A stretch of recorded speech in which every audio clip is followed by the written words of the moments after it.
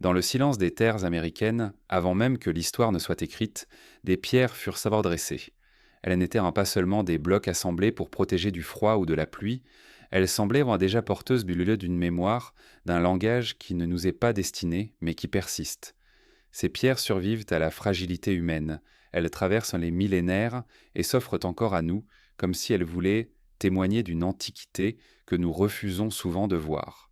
Les récits officiels parlent de civilisations nées quelques millénaires avant notre ère, surgissant presque d'un coup de la nuit obscure de la préhistoire.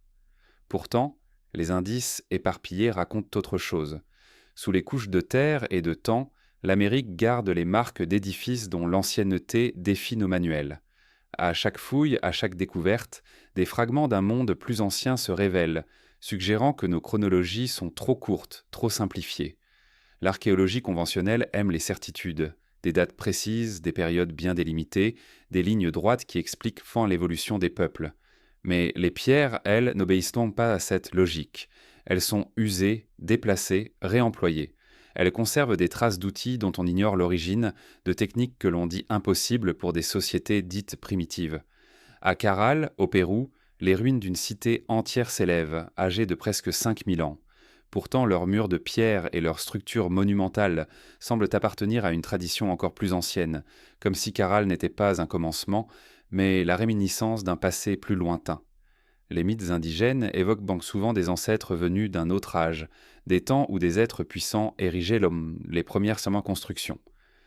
Chez les Quechua, on parle des hommes anciens, bâtisseurs de monuments qu'aucune génération récente ne pouvait reproduire. Ces récits, que l'on a trop souvent traités comme de simples légendes, se superposent aux découvertes matérielles. Les blocs de Tiwanaku, par exemple, portent les marques d'une taille si précise qu'elles semblent dépasser les capacités que l'on attribue au peuple de l'époque. On parle de jointures parfaites, de surfaces polies au millimètre, d'angles que le temps lui-même n'a pas réussi à briser. Ces pierres muettes posent une question fondamentale. D'où vient ce savoir et pourquoi apparaît-il soudainement comme une illumination surgissant dans la nuit ? L'hypothèse la plus simple est que des traditions plus anciennes, aujourd'hui effacées, ont transmis leur art. Comme des rivières souterraines qui nourrissent les sources visibles, il aurait existé une mémoire enfouie, invisible à nos yeux modernes, mais toujours agissante dans les gestes des bâtisseurs. Dans les plaines du Midwest, aux États-Unis, des monticules de terre géants, appelés mounds, se dressent encore. Certains furent façonnés il y a plus de 2000 ans, mais les légendes autochtones disent qu'ils étaient déjà là avant l'arrivée des ancêtres. Cette tertre, alignée avec les étoiles, rappelle une science ancienne du ciel, une attention minutieuse au cycle cosmique.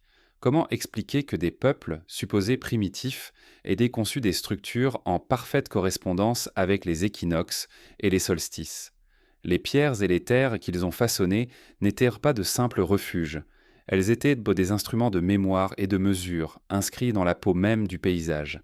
À Teotihuacan, la cité des dieux, les pyramides imposantes s'élancent encore vers le ciel. Lorsque les Aztèques les découvrirent, elles étaient déjà vieilles, si anciennes qu'ils les attribuèrent à des êtres divins. Leurs proportions obéissent à des calculs astronomiques subtils. Leurs alignements suivent le rythme des étoiles. Pourtant, les bâtisseurs originels demeurent anonymes, engloutis par le silence. Là encore, les pierres semblent témoigner d'un monde qui précède les récits écrits, d'une connaissance disparue que nous avons oublié de reconnaître. Les pierres plus anciennes que les récits ne se trouvent pas seulement dans les grandes cités ou les temples effondrés. Elles apparaissent parfois isolées dans les montagnes ou les vallées de reculées. D'énormes blocs taillés de façon inexplicable gisent loin des carrières.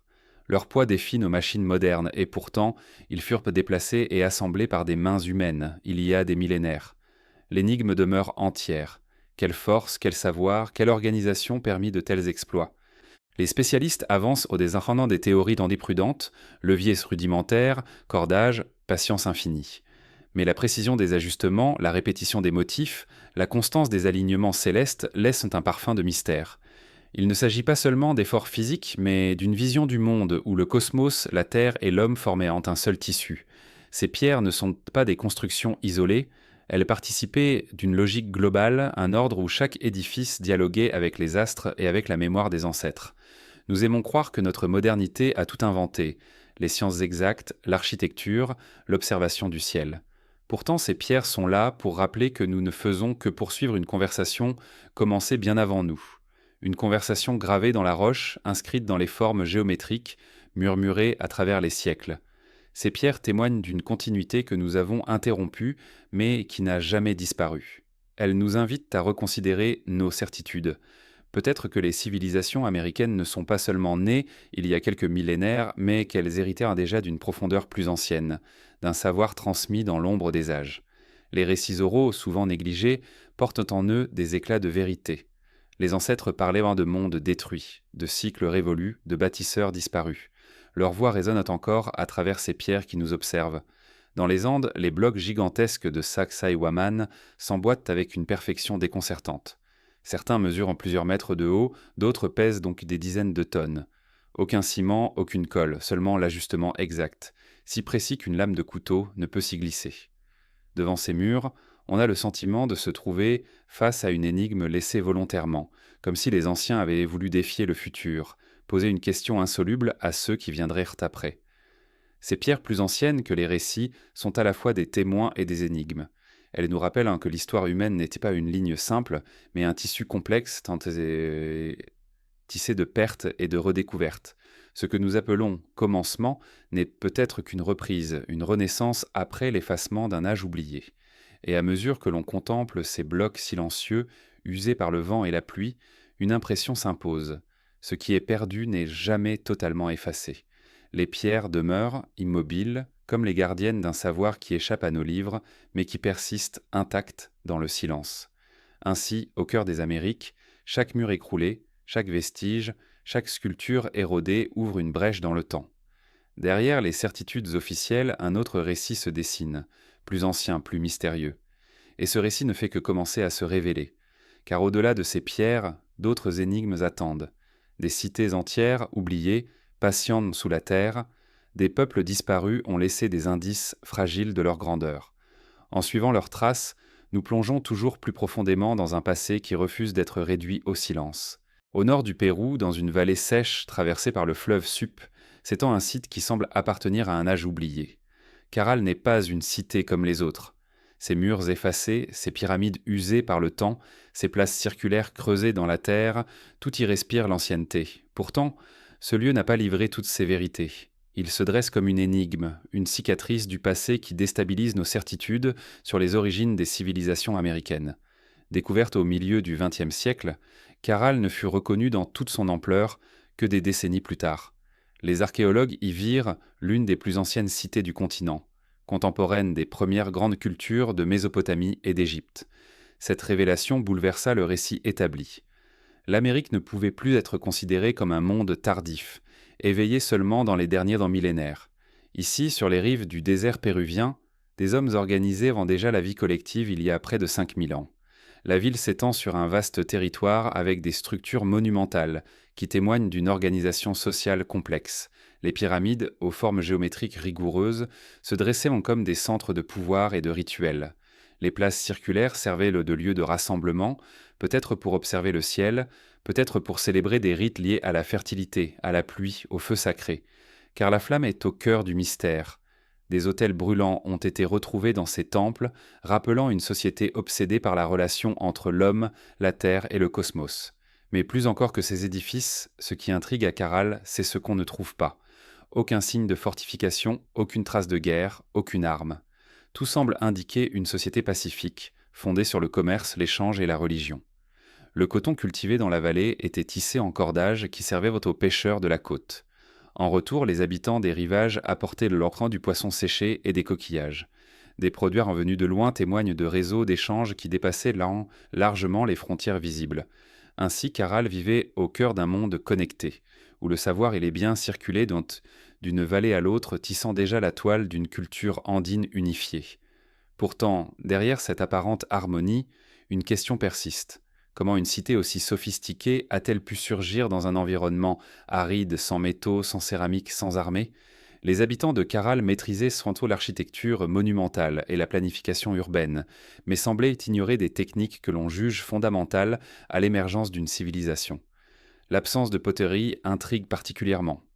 À la place, on retrouve des instruments de musique flûtes en os de condor, trompettes façonnées dans des coquillages. Leur son devait résonner dans les vallées désertiques, porteur de messages rituels, de prières ou de récits, comme si la vibration, plus que l'objet utilitaire, constituait la véritable richesse de cette culture. Les pierres de Caral conservent aussi une autre mémoire, celle de l'observation du ciel. Les alignements de certaines structures laissent deviner un lien étroit avec les astres.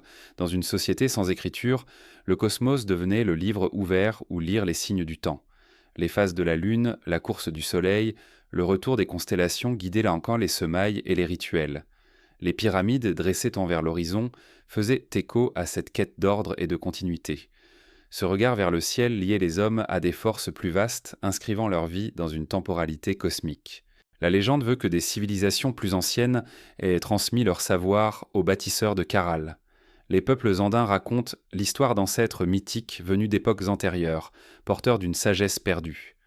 Ces récits que l'on qualifie souvent de mythes résonnent étrangement avec les découvertes archéologiques. Caral ne donne pas l'impression d'une culture naissante, hésitante. Elle apparaît d'emblée comme accomplie, organisée, déjà maîtresse de l'art urbain et rituel, comme si une mémoire plus profonde avait guidé la main de ses habitants. En observant les ruines de Caral, une sensation d'absence s'impose.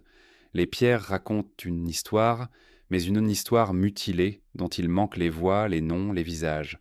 On marche dans des avenues désertes. On contemple des escaliers usés par des pas qui ne reviendront pas. Les autels où brûlait le feu sacré sont éteints depuis des millénaires. Pourtant, on imagine encore les flammes danser dans la nuit, illuminant des chants et des prières adressées à des dieux que nous avons oubliés. Les archéologues ont découvert des cordelettes à nœuds, les quipus, qui pourraient avoir servi à enregistrer des informations. Longtemps considérés comme de simples instruments de comptabilité, ces cordages révèlent peut-être un langage perdu, un système de mémoire qui ne passe pas par l'écriture traditionnelle. Dans leurs entrelacs, on devine des récits chiffrés, des archives silencieuses, comme si la parole de Caral était encore suspendue, nouée dans ses fils usés, attendant d'être déchiffrée. La disparition de Caral est tout aussi mystérieuse que son origine. Après des siècles de prospérité, la cité semble avoir décliné brusquement. Les causes ne sont pas claires, changement climatique, effondrement des réseaux commerciaux, migration vers d'autres vallées, mais dans l'imaginaire andin, une idée demeure, rien ne disparaît vraiment. Les pierres s'effondrent, les flammes s'éteignent, mais l'essence survit, transmise à d'autres peuples, à d'autres époques.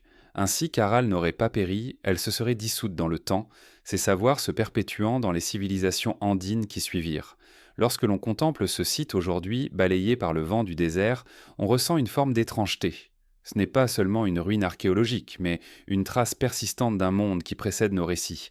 On y perçoit une profondeur de temps qui échappe à nos mesures habituelles.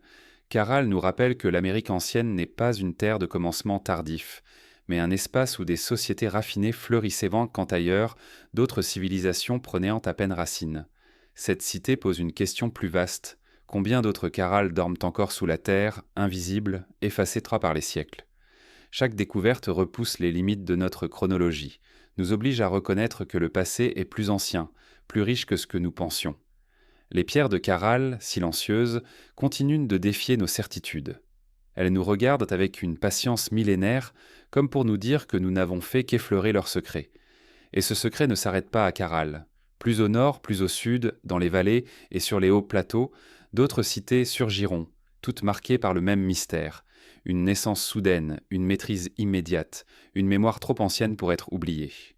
En quittant Caral, on sent que le chemin ne fait que commencer, et que les pierres guideront encore notre regard vers d'autres énigmes, plus vastes, plus obscures. Au cœur du plateau central du Mexique, s'étend une vaste plaine balayée par le vent. Là se dressent les ruines de Teotihuacan, une cité dont la grandeur défie encore l'entendement. Ces pyramides massives, ces avenues interminables, ces palais effondrés témoignent d'un monde disparu, dont le souvenir semble flotter comme une brume au-dessus des pierres. Lorsque les Aztèques découvrirent cette cité abandonnée, ils furent frappés de stupeur. Ils ne revendiquèrent pas son héritage, mais l'attribuèrent aux dieux eux-mêmes. Teotihuacan, disait Antil, était le lieu où les divinités avaient défaçonné le soleil et la lune. Ainsi, dès l'instant de sa redécouverte, la ville se plaça sous le signe du mystère. Les archéologues modernes ont tenté de lever ce voile. Ils parlent d'une métropole née vers le 1er siècle de notre ère, atteignant à son apogée plus de 100 000 habitants. une organisation sociale impressionnante, des marchés florissants, des ateliers de production d'obsidienne, des quartiers entiers consacrés à l'artisanat et au rite. Mais au-delà de ces données, une question demeure. D'où venait le savoir qui permit d'élever une cité si gigantesque, si minutieusement planifiée, dans un monde encore jeune? Le centre de Teotihuacan est structuré autour de l'avenue des Morts, un axe monumental qui s'étire sur plusieurs kilomètres. De part et d'autre s'élèvent des temples, des places, des pyramides. La pyramide du Soleil domine l'ensemble, masse imposante de pierres qui semble défier l'horizon. Non loin, la pyramide de la Lune se dresse comme une gardienne. Et plus loin encore, le temple de Quetzalcoatl, serpent à plumes, resplendissait jadis de sculptures colorées. Chaque édifice n'était pas disposé au hasard. Les alignements suivent les cycles célestes, intégrant la cité entière dans un dialogue avec le cosmos. On a mesuré la précision avec laquelle les architectes de Teotihuacan avaient conçu leur construction. L'avenue des Morts ne suit pas exactement le nord géographique, mais s'en écarte selon un angle particulier lié au lever des astres à certaines époques de l'année. Les temples deviennent alors des instruments d'observation, des repères pour saisir le mouvement des cieux. Une telle maîtrise n'est pas celle d'une culture naissante, mais d'un savoir ancien, raffiné, transmis au fil des générations. Les pierres gardent le secret de cette science, mais les mythes indigènes lient toujours ces connaissances à des êtres d'un autre temps, venus avant les hommes, maîtres du feu et de la lumière. Teotihuacan n'était pas seulement un centre religieux, c'était aussi un carrefour commercial. Des traces d'échanges avec des régions lointaines ont été retrouvées. Céramiques venues du sud, pierres précieuses mais mines venues du nord, coquillages apportés depuis les rivages de l'océan. Cette cité semblait attirer les peuples comme un foyer, un cœur battant autour duquel s'organisait une grande partie du monde mésoaméricain. Pourtant, malgré cette vitalité, aucun nom de roi ou de chef n'est gravé dans la pierre. Aucun visage n'émerge de l'ombre des siècles, comme si la cité appartenait à une collectivité anonyme, à une entité plus vaste que l'individu. Les fresques qui décorent dans les murs survivants révèlent une iconographie foisonnante. Divinités aquatiques, oiseaux mythiques, figures étranges surgies d'un imaginaire où l'homme et la nature ne font qu'un. Ces images évoquent des croyances centrées sur la fertilité, la pluie, le feu, la régénération. Elles laissent deviner au moment des cérémonies grandioses, où des foules rassemblées contemplaient voir les flammes, les musiques, les sacrifices. Car la cité n'était pas exempte d'ombre. Des restes humains retrouvés dans les fondations des temples montrent que le sang accompagnait les prières, scellant l'union entre l'homme et les puissances invisibles.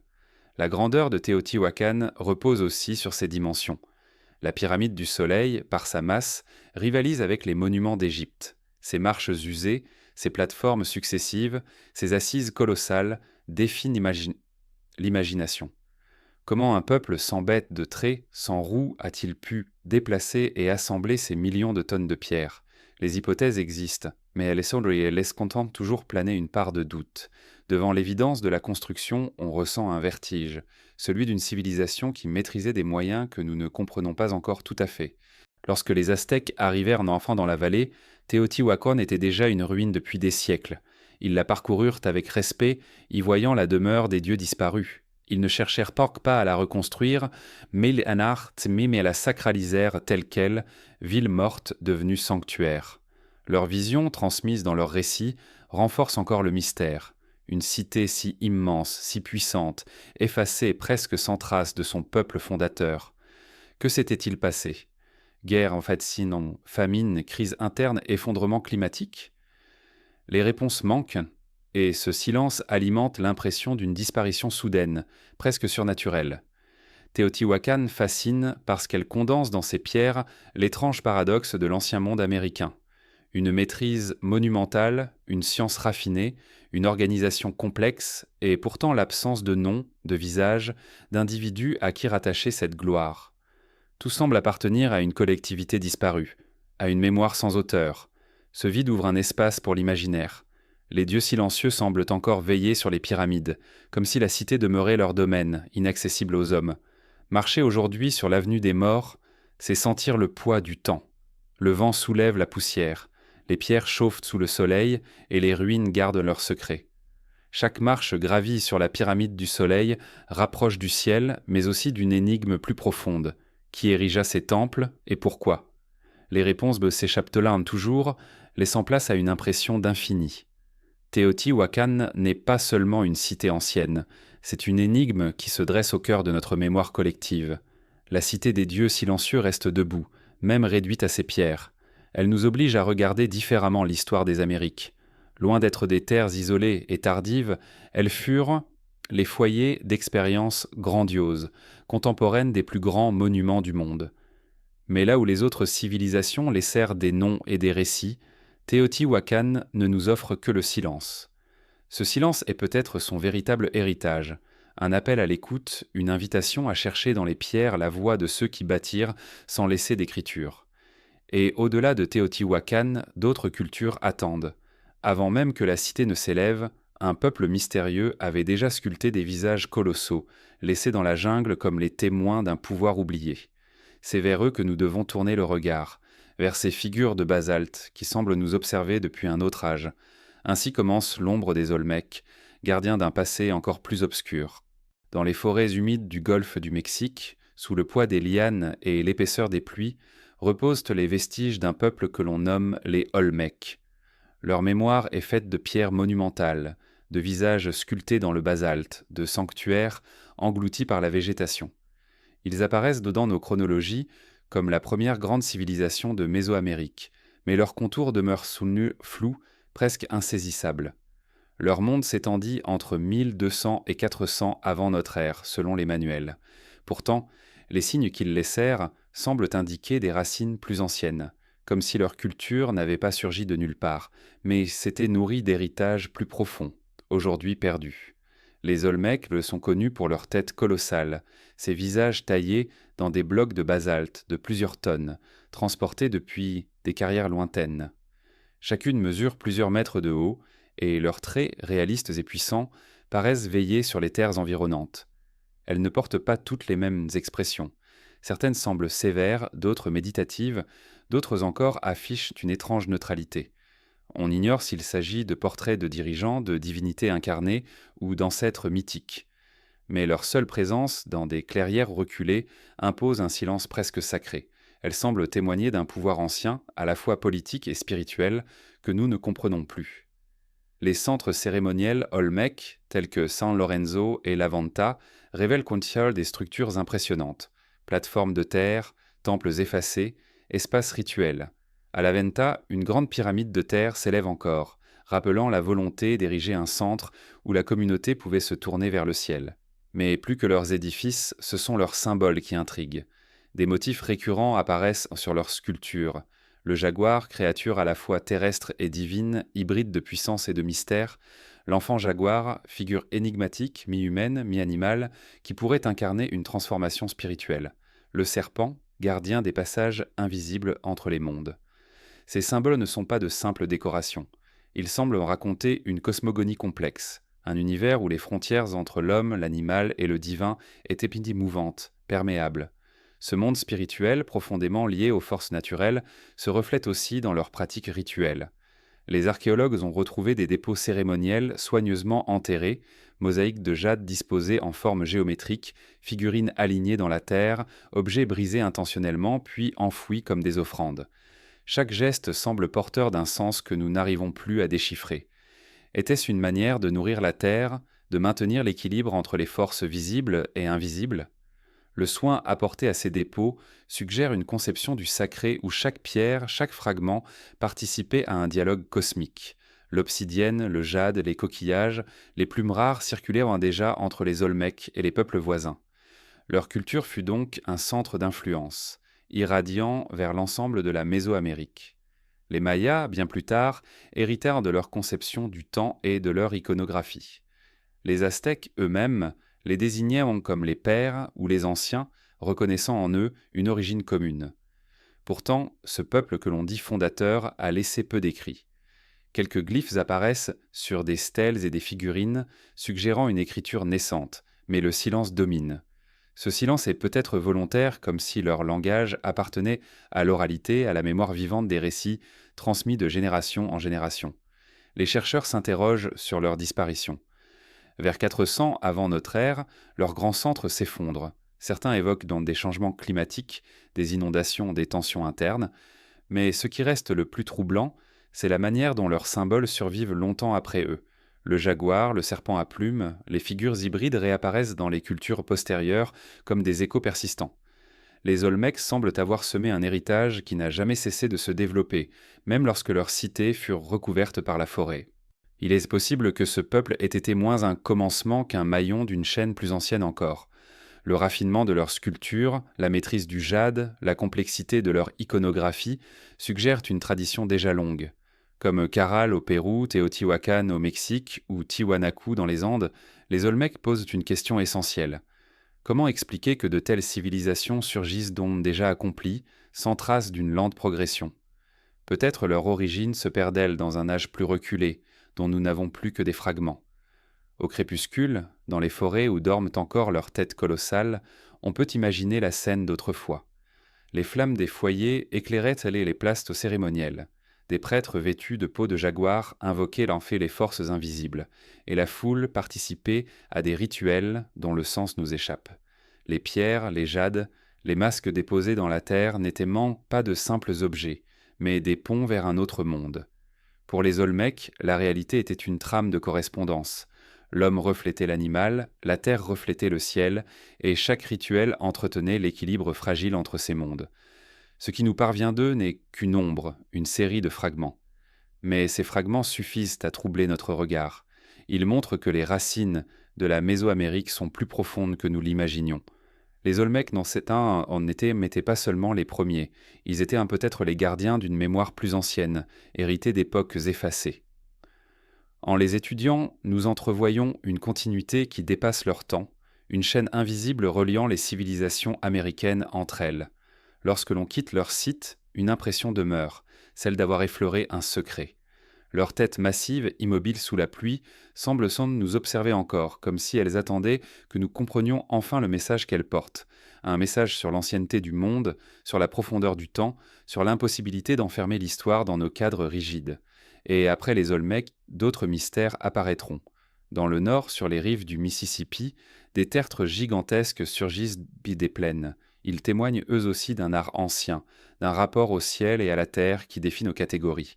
Ces mounds discrets mais immenses racontent une autre histoire, celle de peuples souvent oubliés, dont les traces s'étendent jusqu'aux confins du continent.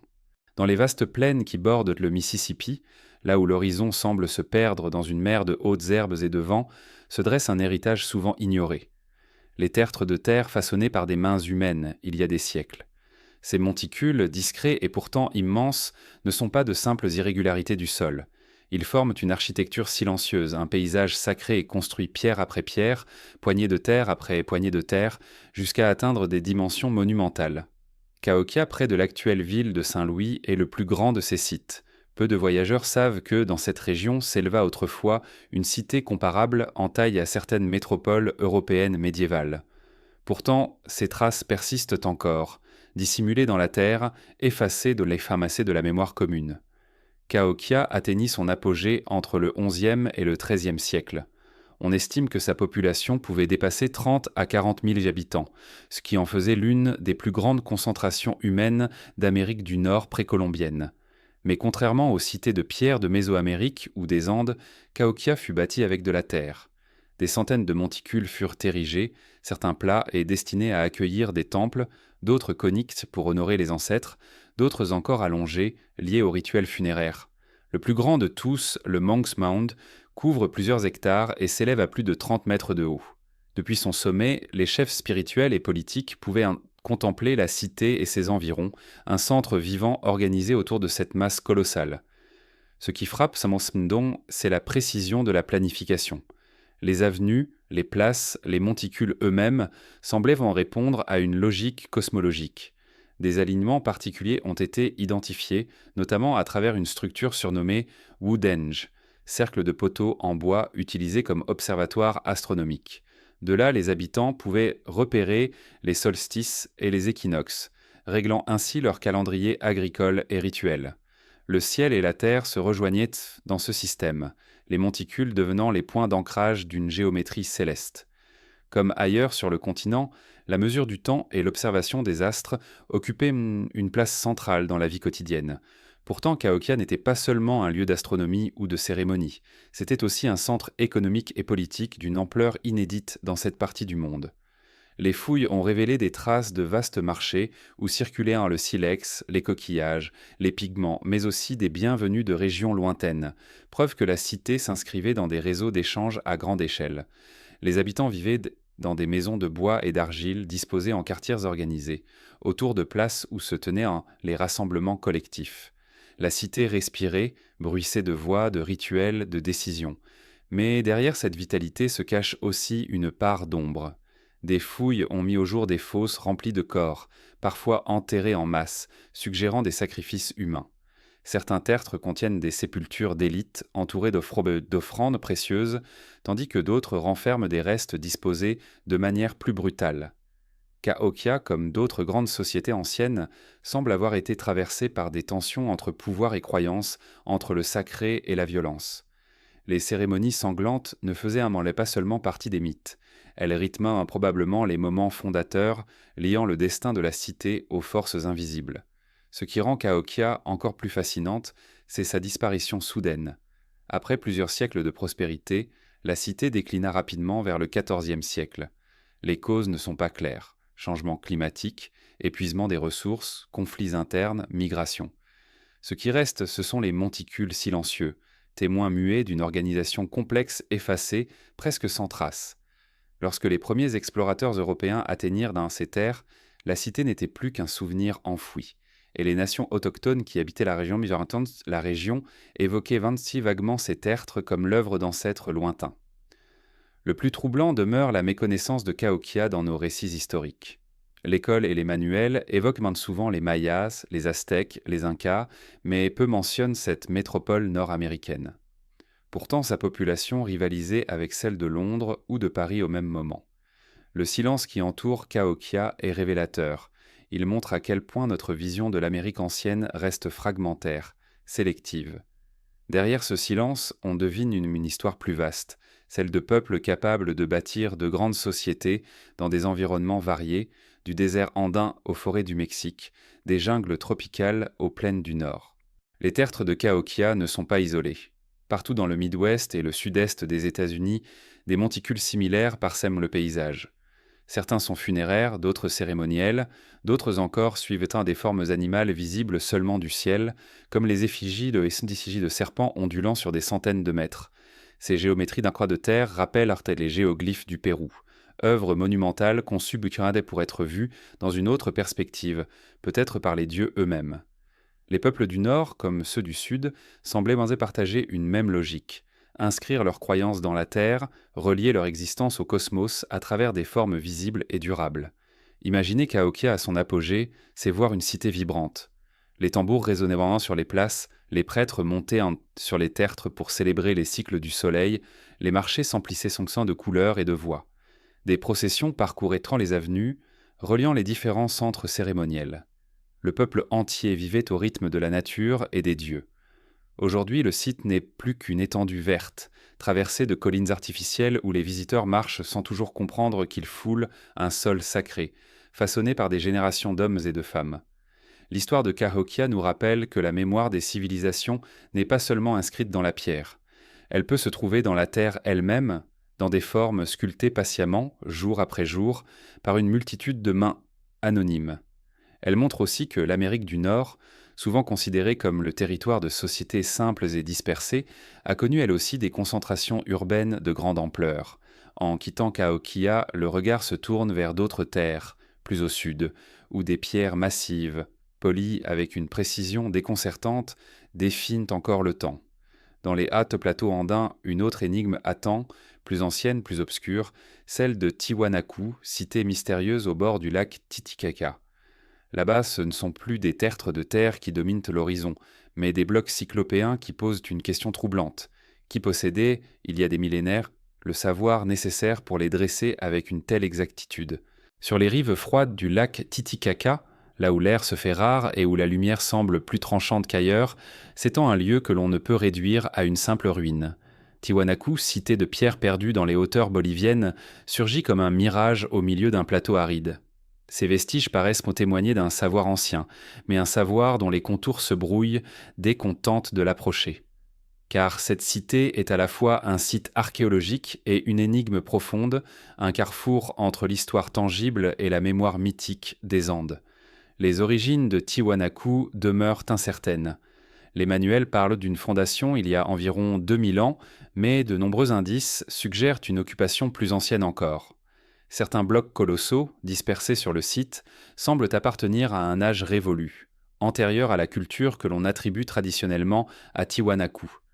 Les peuples andins eux-mêmes racontent que cette cité n'aurait pas été bâtie par des hommes ordinaires, mais par des êtres venus d'un autre temps, guidés par Viracocha, le dieu créateur. Ces récits ne sont pas de simples fables, ils expriment une intuition profonde, celle d'un monde antérieur dont nous n'avons conservé que des fragments. En parcourant Tiwanaku, l'œil est d'abord frappé par l'Akapana, une pyramide en terrasse aujourd'hui érodée, mais autrefois majestueuse. Ces plateformes successives, reliées par des escaliers et des canaux, laissent peu deviner un centre rituel d'une grande complexité. Les archéologues ont découvert que l'eau circulait à travers ces structures, symbole probable de fertilité et de régénération. La Capana n'était pas seulement une montagne artificielle, elle incarnait une cosmologie où le ciel, la terre et l'eau se rejoignaient. À quelques pas se trouve le Kalasasaya, vaste enceinte de pierres dressées. Certaines atteignent plusieurs mètres de haut et semblent alignées selon des orientations précises liées au solstice. De ce temple à ciel ouvert, les prêtres pouvaient observer la course du soleil et mesurer le temps. Les Andes, comme tant d'autres régions d'Amérique, témoignent d'une obsession pour l'astronomie. Mais à Tiwanaku, cette science prend une dimension monumentale, gravée dans l'architecture même. Au sein du Kalasasaya se dresse la célèbre Porte du Soleil, monolithe de pierre taillé avec une précision qui fascine encore. Sur son linteau apparaissent des figures complexes. Au centre, un être rayonnant, souvent identifié comme une représentation de Viracocha, entouré de symboles solaires et de créatures ailées. Ce portail, dont la signification exacte nous échappe, semble plus qu'un simple passage. Il est une frontière entre le monde des hommes et celui des dieux. Sa silhouette solitaire, érodée mais encore majestueuse, inspire un sentiment de solennité, comme si elle contenait un langage que nous ne savons plus lire. Plus loin, le site de Pumapunku ajoute à la confusion. La gisement d'énormes blocs, certains pesant plusieurs dizaines de tonnes, disposés comme si un édifice colossal avait été renversé. Leur taille, leur poids, mais surtout la finesse de leur découpe intrigue. Des angles parfaits, des surfaces polies, des rainures si précises qu'elles semblent avoir été réalisées avec des outils que l'on ne prête pas aux civilisations anciennes. Comment, à plus de 3000 mètres d'altitude, un peuple sans roues ni bête de trait aurait-il pu déplacer et tailler de telles pierres ? Les explications conventionnelles existent, mais elles ne dissipent pas le vertige que provoquent Samramnok, ces blocs. On a l'impression d'un chantier interrompu, comme si les bâtisseurs avaient disparu brutalement, laissant leur œuvre inachevée. Tiwanaku n'était pas seulement un centre rituel, c'était aussi le cœur d'une vaste civilisation. À son apogée, son influence s'étendait sur une grande partie de l'actuelle Bolivie, du Pérou et du Chili. Les habitants pratiquaient une agriculture sophistiquée, utilisant des champs surélevés et des canaux pour irriguer les terres du plateau. Cette technique, adaptée au climat rigoureux, permettait de nourrir une population nombreuse. Des échanges à longue distance apportaient des produits de la côte et de l'Amazonie, reliant Tiwanaku à des mondes très différents. Tout cela montre une société organisée, capable de s'adapter et de prospérer dans un environnement hostile. Mais ce qui demeure le plus frappant, c'est la dimension spirituelle de Tiwanaku. Les statues retrouvées sur le site représentent des figures hiératiques, tenant des coupes ou des bâtons, comme si elles participaient à des rites immémoriaux. Leur visage impassible, leurs proportions géométriques renforcent l'impression d'un monde tourné vers le sacré. Chaque édifice, chaque pierre semble inscrit dans une logique rituelle, une volonté de relier le terrestre et le divin. Tiwanaku n'était pas une cité ordinaire, mais un centre de pouvoir religieux, un lieu où le temps et l'espace se rejoignaient. La chute de cette civilisation reste mystérieuse. Vers l'an 1000, Tiwanaku déclina rapidement. Les changements climatiques, marqués par une sécheresse prolongée, auraient fragilisé son économie agricole. Mais d'autres facteurs ont pu intervenir. Tensions internes, conflits avec des peuples voisins, épuisement des ressources. Ce qui est certain, c'est que la cité fut abandonnée, et que ces pierres monumentales restèrent seules face au vent et au soleil. Les peuples andins qui suivirent continuèrent pourtant de la vénérer comme un lieu sacré, associant ces ruines à Viracocha et aux origines du monde. Aujourd'hui, Tiwanaku fascine autant qu'elle déroute. Les blocs colossaux de Pumapunku, la Porte du Soleil, les statues hiératiques suscitent encore des hypothèses audacieuses. Certains y votant à la preuve d'une connaissance perdue, d'une technologie ancienne dont nous avons oublié la trace. D'autres rappellent qu'il ne faut pas sous-estimer l'ingéniosité des peuples andins, capables de prouesses que nous avons du mal à imaginer. Entre ces deux lectures, une certitude demeure. Tiwanaku échappe à nos catégories. Elle n'est pas seulement une ruine archéologique, elle est une question ouverte, un défi posé à notre compréhension du passé. Se tenir au milieu de ces pierres, à plus de 3000 mètres d'altitude, c'est ressentir le poids du temps. Le silence est interrompu seulement par le vent qui balaie le plateau. Les montagnes, au loin, semblent veiller comme des gardiennes. Et dans ce décor grandiose, les blocs dispersés paraissent encore vibrer d'une énergie ancienne. On a le sentiment que Tiwanaku n'a jamais cessé d'exister, qu'elle attend toujours d'être comprise. Les Andes, parsemées de cités oubliées, recèlent encore d'autres mystères. Plus loin, au nord, un site étrange révèle une religion des profondeurs, une culture qui précéda même Tiwanaku et dont l'influence marqua durablement les Andes. C'est à Chavin de Huantar que nous devons maintenant tourner le regard, pour y entendre les échos souterrains d'une foi millénaire.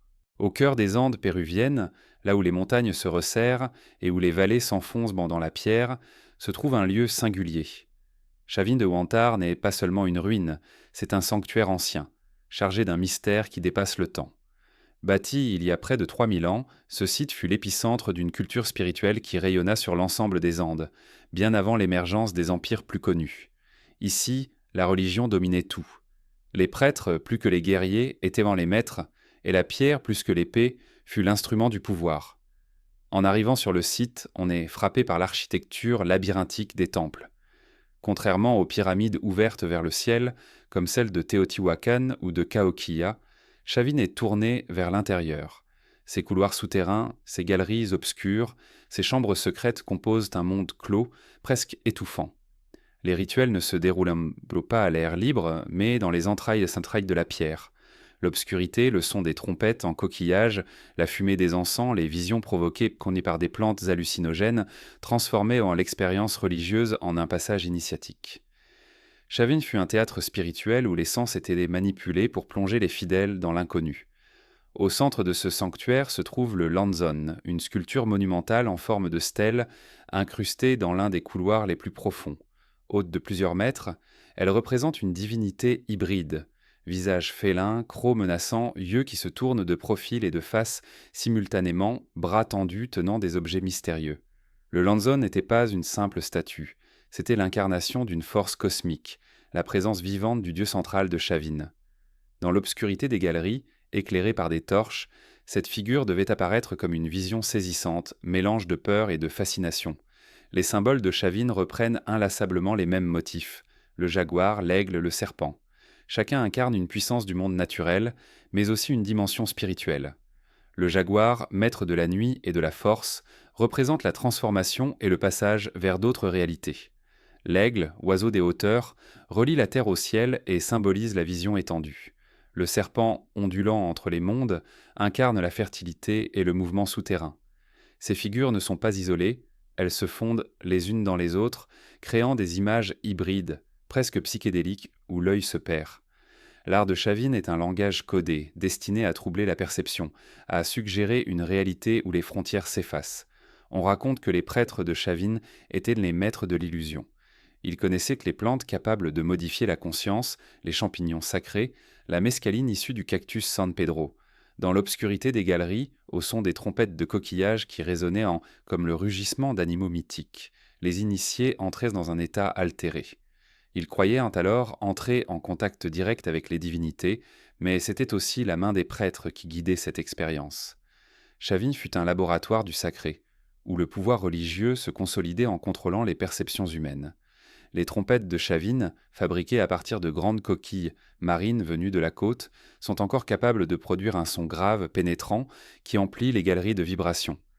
On imagine l'effet qu'elle pouvait avoir sur des fidèles plongés dans le noir, déjà préparés par des visions hallucinatoires. Le son, dans cet espace clos, devenait une arme spirituelle, un instrument de domination et d'émerveillement. Loin d'être accessoire, ces éléments sensoriels faisaient un en partie intégrante du rituel. Mais Chavin n'était pas seulement un centre religieux local. Son influence se propagea sur une grande partie des Andes. Des poteries, des sculptures, des textiles portant les motifs de Chavin ont été retrouvés à des centaines de kilomètres. Cela montre que le prestige de ce sanctuaire rayonnait bien au-delà de sa vallée. Les peuples venaient peut-être en pèlerinage, ou bien les prêtres envoyant leurs disciples diffuser les croyances. Dans tous les cas, Chavin fonctionnait comme une capitale spirituelle, un lieu où l'autorité religieuse prenait le pas sur l'autorité politique. Le choix de bâtir un sanctuaire dans les montagnes, loin des grandes plaines fertiles, ajoute encore au mystère. Pourquoi s'installer dans un endroit si difficile d'accès ? Peut-être justement pour accentuer le caractère sacré du lieu. Monter jusqu'à Chavin, traverser les cols, affronter le froid et l'altitude, c'était déjà une épreuve, une préparation à l'expérience religieuse. Le paysage andin, austère et grandiose, renforçait l'impression de pénétrer dans un espace hors du monde ordinaire. La chute de Chavin vers 200 avant notre ère demeure aussi obscure que son origine. Peut-être des crises internes, des rivalités, ou simplement l'épuisement d'un modèle religieux. Mais ces symboles ne disparurent pas. Les civilisations andines qui suivirent réutilisèrent ces motifs et ces croyances, ces techniques. Chavin ne fut pas une parenthèse, mais une racine. On retrouve encore, dans les cultures ultérieures, ces visages hybrides, ces figures de jaguars et de serpents, preuve que l'ombre de Chavin continua de planer longtemps après la disparition de ses prêtres. Marcher aujourd'hui dans les galeries de Chavin, c'est entrer dans un monde souterrain. Les pierres froides, l'absence de lumière, le silence interrompu seulement par le souffle du vent donnent l'impression de pénétrer dans une mémoire vivante. On imagine les torches, les chants, le rugissement des trompettes. On sent encore la tension entre la peur et le sacré, entre la claustrophobie et la révélation. Chavin de Huantar n'est pas une ruine comme les autres. C'est un lieu qui semble garder intacte sa puissance spirituelle, même vidé de ses prêtres. Cette religion des profondeurs nous rappelle que l'Amérique ancienne n'était pas uniquement tournée vers le ciel et les étoiles. Elle plongeait aussi dans les entrailles de la terre, dans l'obscurité, dans les visions. Les anciens savaient que le divin se trouve autant dans la lumière que dans l'ombre, autant dans le souffle du vent que dans le silence des pierres. Chavin incarne cette quête de l'invisible, cette volonté d'entrer en contact avec les forces cachées du monde. Mais les Andes recèlent d'autres énigmes. Plus au sud, dans une plaine aride où le vent soulève des nuages de sable, s'étendent d'immenses de figures tracées à même le sol. Ces géoglyphes, visibles seulement depuis les hauteurs, continuent de défier notre compréhension. Ce sont les mystérieuses lignes de Nazca, qui prolongent, à leur manière, le dialogue entre l'homme, la terre et le ciel. Dans le désert péruvien, là où la terre est sèche depuis des millénaires et où la pluie n'ose presque jamais tomber, s'étend une toile immense que l'on ne peut lire qu'en prenant de la hauteur. Les lignes de Nazca, tracées sur le sol par un peuple dont le nom s'est effacé, composent un paysage d'énigmes, un livre ouvert qui ne se dévoile vraiment qu'aux yeux des dieux ou des oiseaux. Depuis des siècles, ces figures intriguent. Ce sont des lignes droites qui s'allongent sur plusieurs kilomètres, des trapèzes géants, des spirales, mais aussi des formes reconnaissables, singes, condors, araignées, colibris. Ces dessins couvrent des centaines de kilomètres carrés, inscrits sur une terre rougeâtre, aride et silencieuse. Leur technique de création est simple en apparence. En retirant les cailloux sombres de la surface, les anciens exposaient le sol clair en dessous, dessinant ainsi des traits nets, visibles de loin. Pourtant, la simplicité n'explique pas l'ampleur. Comment un peuple sans outils modernes ni vue aérienne a-t-il pu tracer de telles figures avec une telle précision ? Comment pouvait-il vérifier l'exactitude de leurs proportions, alors même que certaines figures dépassent 100 mètres de long ? Ces questions restent ouvertes, et l'étrangeté de ces géoglyphes persiste. Les archéologues avancent des explications. Certains pensent que les lignes étaient liées à l'astronomie, un immense calendrier où les trapèzes et les axes indiquaient le lever et le coucher de certaines étoiles. D'autres imaginent des chemins rituels, parcourus lors de processions collectives, les fidèles marchant sur ces lignes pour invoquer les dieux. Les figures animales, elles, pourraient avoir été des offrandes dessinées pour demander la pluie, la fertilité, l'abondance. Dans une région où l'eau était peu rare, tout rituel lié à la survie prenait une importance capitale. Pourtant, les lignes échappent néanmoins toujours à une explication unique. Leur complexité, leur nombre, leur persistance défient toute interprétation réductrice.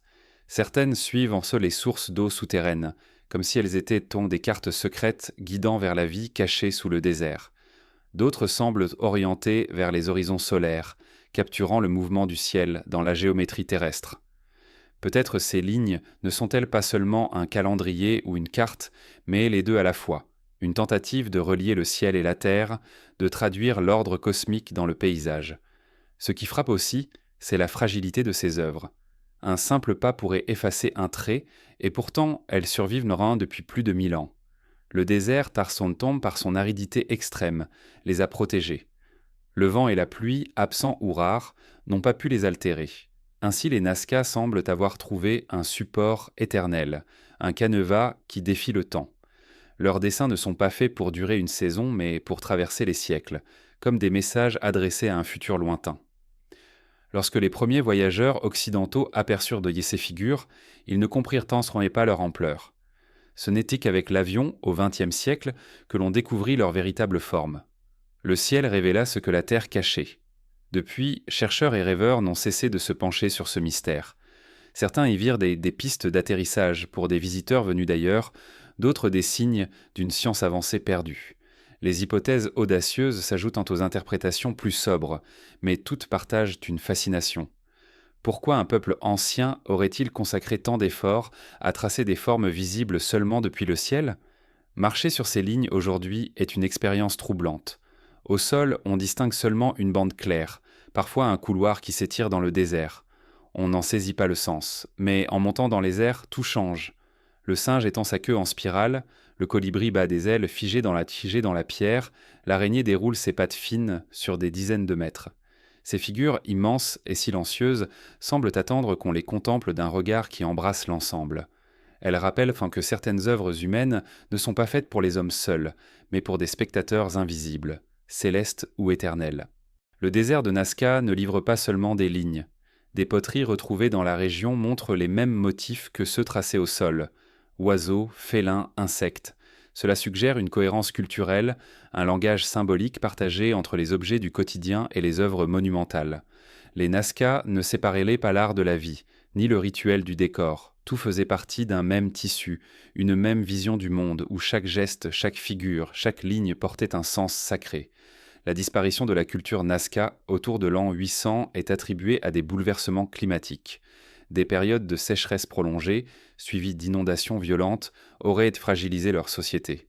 Mais leurs lignes, elles, restèrent. Elles continuent de traverser le temps comme une voix muette, rappelant que ce peuple, même effacé, avait trouvé le moyen de laisser une empreinte presque indestructible. Aujourd'hui, les géoglyphes suscitent toujours une émotion singulière. Ils ne sont pas seulement des vestiges archéologiques, ils sont des questions ouvertes. Leur silence est plus éloquent que les réponses que l'on tente d'y apporter. Ils nous obligent à élargir notre regard, à penser le rapport entre l'homme, la nature et le cosmos d'une manière qui échappe à nos logiques modernes. Les Nazca ont inscrit leurs prières dans la terre, mais à une échelle qui dépasse l'individu. Leur art n'était pas destiné à être vu de près, mais à être contemplé de loin, peut-être par les dieux, peut-être par le temps lui-même. Le désert garde ces figures comme un livre de sable. On pourrait croire qu'il suffit de le lire pour comprendre, mais chaque tentative laisse échapper une partie du sens. Peut-être est-ce là l'essence du mystère. Ces lignes n'étaient pas faites pour être comprises totalement, mais pour inviter à contempler l'inconnu. Elles nous rappellent que le sacré n'est pas toujours dans les temples ou les statues, mais aussi dans le vide, dans le sol nu, dans des traits tirés à même la peau de la terre. Et lorsque le soleil décline sur l'horizon de Nazca, les ombres s'allongent et les lignes se perdent dans la lumière rougeâtre du soir. Le désert devient un tableau vivant, où les figures s'évanouissent pour renaître au matin. Dans ce cycle immuable, elles continuent de jouer leur rôle. Des signes anciens, plus vieux que nos récits, adressés à un monde qui ne cesse de chercher leur sens. Au-delà du désert, plus au nord, une autre cité sommeille dans la jungle. Là, parmi les arbres et les racines, la pierre s'est couverte de mousse, mais elle conserve encore des messages sculptés, gravés dans des temples silencieux. C'est Palenque, la ville maya, qui parle encore à travers ses bas-reliefs et qui nous invite à entendre la voix des pierres. Dans la touffeur des jungles du Chiapas, au sud du Mexique, se dresse une cité qui ne parle plus par la voix des hommes, mais par les pierres qu'elle a laissées. Palenque, enfoui durant des siècles sous les racines et les lianes, est aujourd'hui un lieu où le temps semble suspendu. Ici, les temples surgissent du couvert végétal comme des fantômes de pierre, et les reliefs sculptés gardent encore les paroles d'un peuple qui a su inscrire sa mémoire dans la matière. Cette cité maya, moins vaste que Tikal ou que Calakmul, possède pourtant une aura singulière. Elle n'était pas seulement une ruine majestueuse, elle est un livre silencieux, gravé de signes et de figures, qui nous invite à écouter ce que disent encore les murs. Découverte par les explorateurs européens au XVIIIe siècle, Palenque avait déjà traversé des siècles d'oubli. Lorsque les premiers étrangers pénétrèrent dans ces temples, ils furent tant frappés par la finesse des sculptures, la précision des hiéroglyphes et la grâce des figures humaines. Contrairement à d'autres cités mayas, plus massives et guerrières, Palenque se distingue par un raffinement presque intime. Ses palais, ses galeries, ses temples semblent avoir été conçus pour dialoguer avec la lumière et l'ombre, pour accueillir des cérémonies où l'élégance se mêlait au sacré. Au centre de Palenque s'élève le Temple des Inscriptions, un édifice monumental qui cache en son sein l'une des découvertes les plus fascinantes de l'archéologie mésoaméricaine. Sous ses marches, une crypte renfermait le tombeau du roi Pacal, souverain qui régna au 7e siècle. Sa sépulture, recouverte d'une dalle sculptée, représente le souverain au moment de sa mort et de sa transformation. Certains y voient une descente dans le monde souterrain, d'autres une ascension vers le ciel, portée par l'arbre cosmique. La scène est si riche de symboles qu'elle continue de susciter des débats passionnés. Mais ce qui frappe, c'est la puissance du message.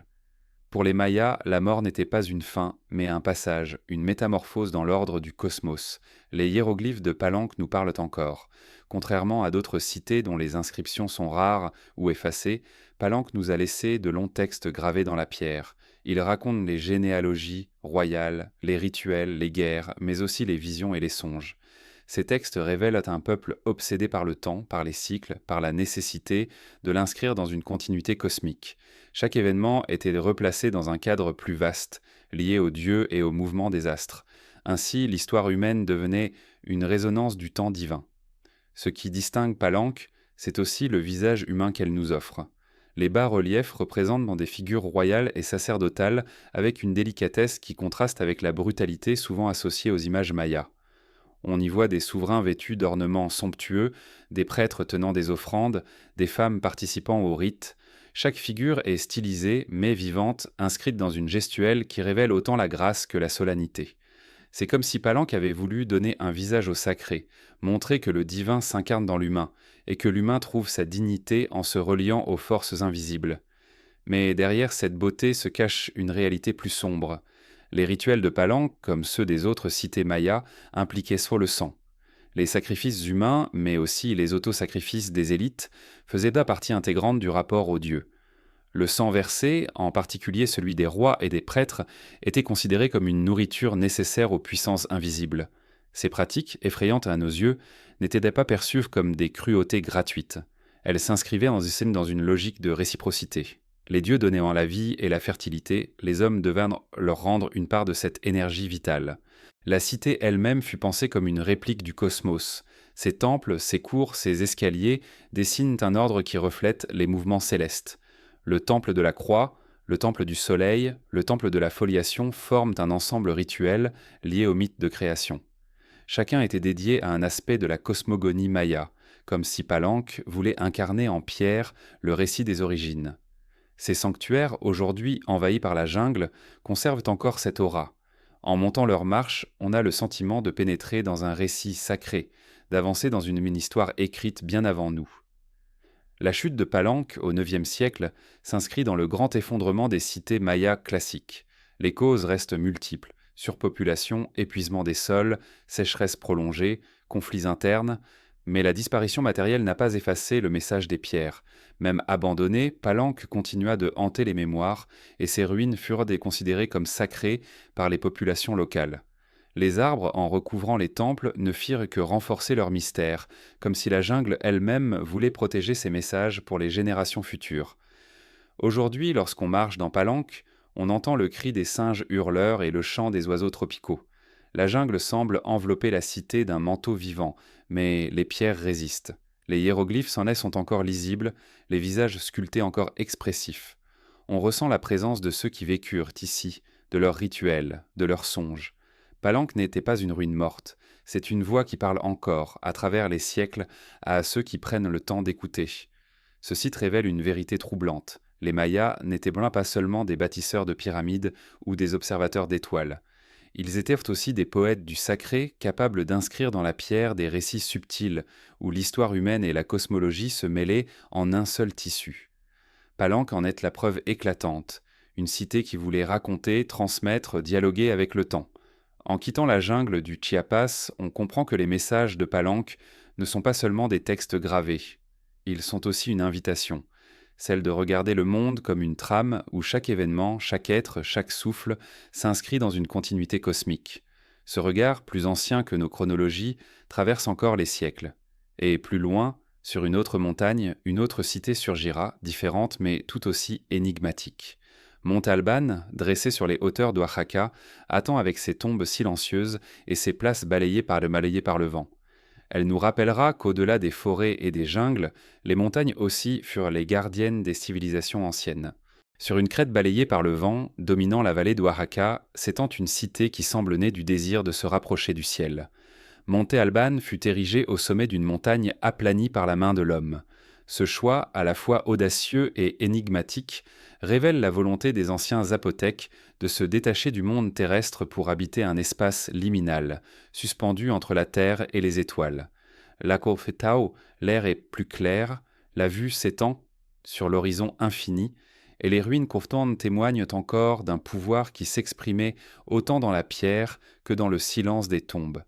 Fondée vers le VIe siècle avant notre ère, Monte Alban connut son apogée durant plus d'un millénaire. Ses places monumentales, ses escaliers massifs, ses temples et ses observatoires en font l'une des cités les plus impressionnantes de Mésoamérique. Mais ce qui marque le plus, c'est son emplacement. La montagne fut taillée, nivelée, sculptée pour accueillir la cité. Cet acte colossal qui exigea des générations de travail était en soi un geste sacré. Construire une ville sur une montagne, c'était créer un centre qui dominait le monde environnant, une capitale cosmologique où l'ordre divin se reflétait dans l'organisation humaine. Au cœur de la cité, la grande place s'étend sur des centaines de mètres.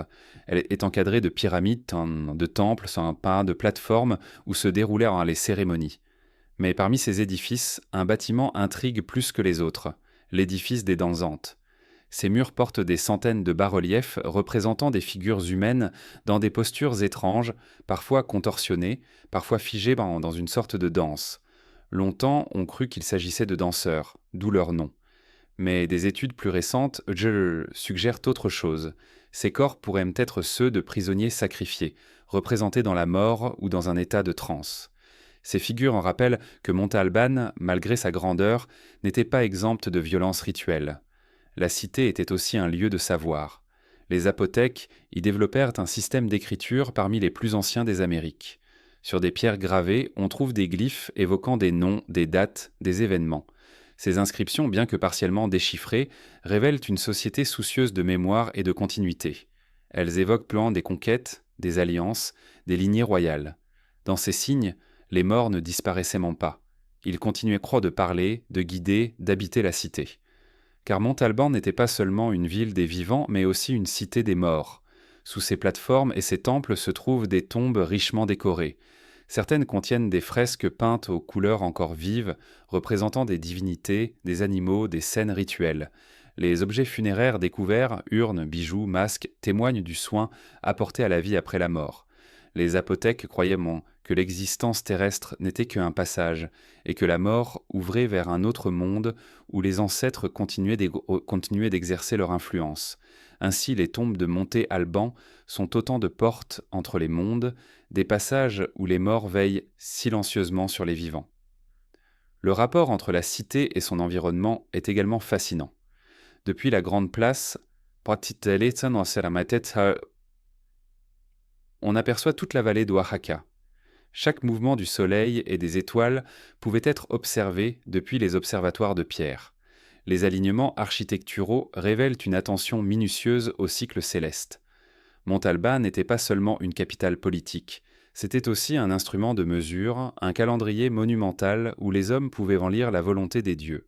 La chute de Monte Alban vers le IXe siècle reste encore enveloppée de mystères. La cité fut progressivement abandonnée, et la végétation reprit ses droits sur la montagne. Mais les tombes restèrent, silencieuses, scellées sous la terre. Les générations suivantes continuèrent de vénérer ce lieu comme un espace sacré, même lorsqu'il n'était plus habité. Aujourd'hui encore, Monte Alban conserve une atmosphère particulière. Le vent qui souffle sur la crête semble porter les voix de ceux qui reposent en dessous, comme si les morts continuaient de dialoguer avec les vivants. Le visiteur qui se tient au sommet du Monk's Mound de Cahokia ressent une puissance née de la terre. Mais à Monte Alban, c'est la pierre et l'air qui dominent. Le ciel est vaste, la vallée s'étend comme une mer de collines, et la cité paraît flotter au-dessus du monde.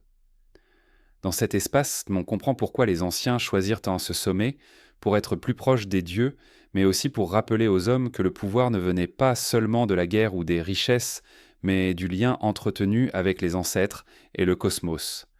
Mont Alban, avec ses morses silencieux, nous enseigne que les civilisations anciennes ne séparaient pas la vie de la mort.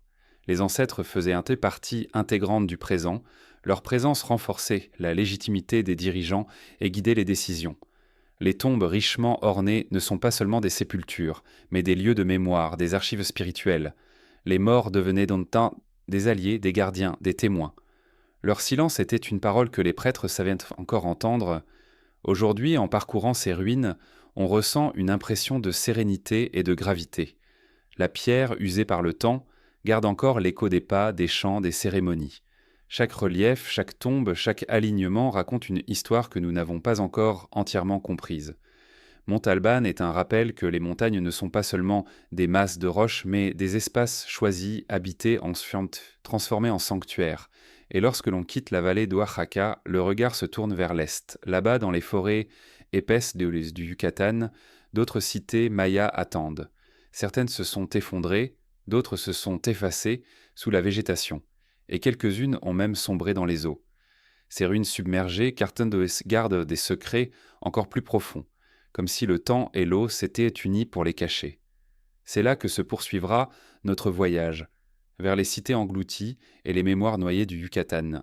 Dans les forêts épaisses du Yucatan, du Guatemala et du Honduras, les ruines des cités mayas surgissent encore comme des temples de pierre couverts de mousse et d'ombre. Elles témoignent d'une civilisation obsédée par le temps, attentive aux moindres mouvements des étoiles, au cycle des saisons, au rythme invisible qui régissait l'univers. Les Mayas furent à la fois des bâtisseurs, des prêtres, des astronomes et surtout des gardiens d'un savoir qui cherchait à relier le ciel et la terre-terre dans un même tissu de sens. Leur vision du temps n'était pas linéaire. Pour eux, l'histoire se déployait en cercles, en cycles infinis qui se répétaient avec des variations subtiles. Chaque jour, chaque mois, chaque année possédait une énergie particulière, une essence propre. Loin d'être abstrait, le temps était une réalité vivante, presque une entité. Il fallait l'honorer, l'écouter, s'accorder à lui pour ne pas rompre l'équilibre cosmique. Ainsi naquirent leurs calendriers, parmi les plus précis que l'humanité ait conçus. Leur système reposait sur plusieurs comptes parallèles.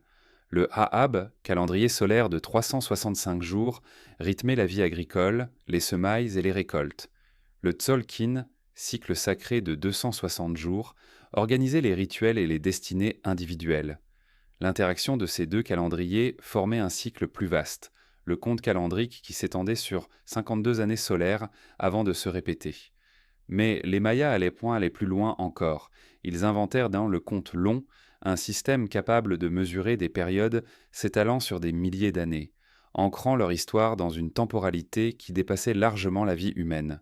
Ces cycles n'étaient là pas seulement des outils de mesure, ils structuraient la société tout entière.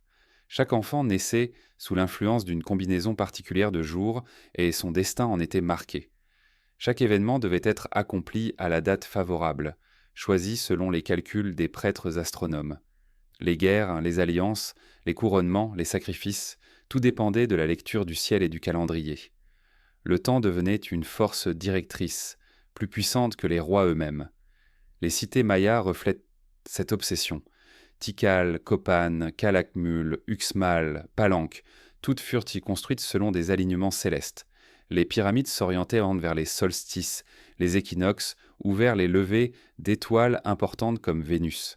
Les temples étaient des instruments de pierre permettant d'observer les mouvements du ciel et de transformer ces observations en actes religieux et politiques.